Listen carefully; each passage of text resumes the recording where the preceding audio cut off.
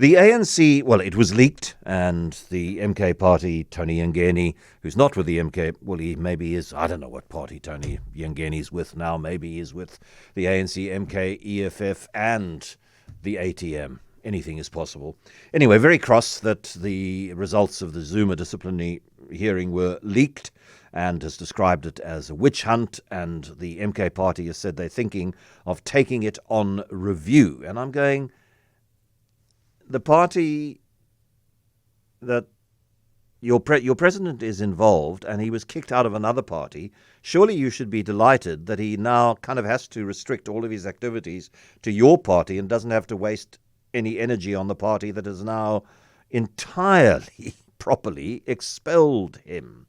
We're joined now by political analyst Professor Bheki Mngomezulu. Bheki, good afternoon. Good afternoon, my brother, and good afternoon to your listeners. Is there... I can't see any sense in the MK party as a collective or Jacob Zuma as an individual challenging the ANC decision to expel Jacob Zuma. Personal reasons, revenge, sort of keep digging the ANC in the ribs with a sharp stick, maybe. But can you see any sound analytical reason why that result should be challenged? No, the only reason is that in law you are allowed to exhaust all possibilities before you take the final verdict. And this is the same approach that was taken by the ANC after the Durban High Court ruled against the ANC on the name of the MK being used by the MK party. They said they're going to take this thing up at the higher level, which is in fact in accordance with law. Having said that, then it's the same logic that applies here. The former president has been formally expelled from the party and has 21 days within which to respond, which is now less than 21 days in fact. So ordinarily, you would advise him not to do it because prospects of him winning or of the verdicts being overturned are close to zero, if they do exist at all. But I think what he's doing basically is to demonstrate that he has I followed all the rules of the ANC or the rules of the law and exhausted all the legal processes before he then accepts the verdict. So that in the future, when people ask him, why did you leave the ANC? Then he will come back and say, I did not leave the ANC. I was ousted by the ANC. I had indicated on 16 December that I will remain a member of the ANC until I die. So that is basically him doing that. As to whether he will win or not, it's not even a question. He's not going to win.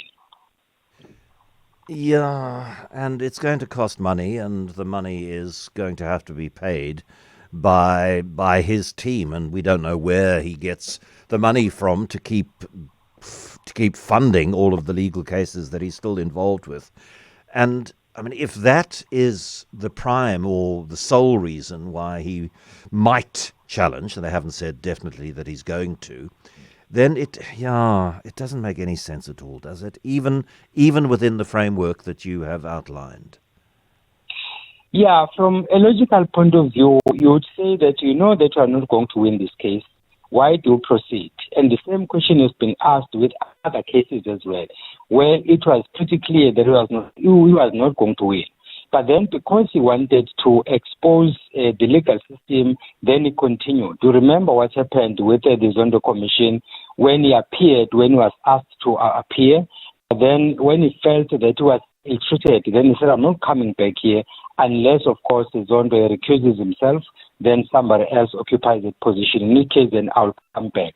When then it was clear that there was no way that he was going to get things his way, then Zondo went straight to the Constitutional Court and prescribed the sentence, which was something I've never heard of, where you are the litigant and at the same time you are the judge. But then history will judge him fairly or unfairly, positive or negative, but that's the history behind that. But the point I'm making is, when he appealed most of the cases, because initially 783 cases, which were subsequently reduced to 19, each time he appears, you know that he's going to lose the case for one reason or the other, but then he would appeal anyway, because his argument is that our justice system has been compromised.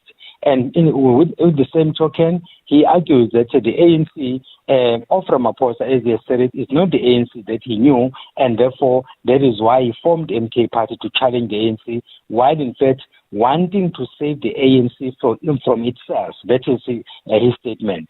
So it's in that broader context. The issue of winning, you and I agree that he's definitely not going to win the appeal. Definitely not. But that doesn't seem to matter to him because it's probably not his money that is being spent.